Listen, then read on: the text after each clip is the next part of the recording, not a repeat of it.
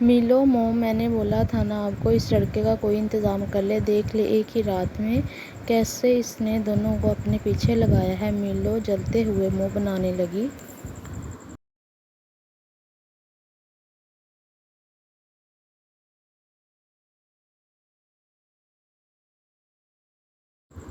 اتنی جلدی کچھ نہیں ہو سکتا۔ آئیدن صاحبہ جو خاموش بیٹھی تھی، میلو کی بات پر بولی۔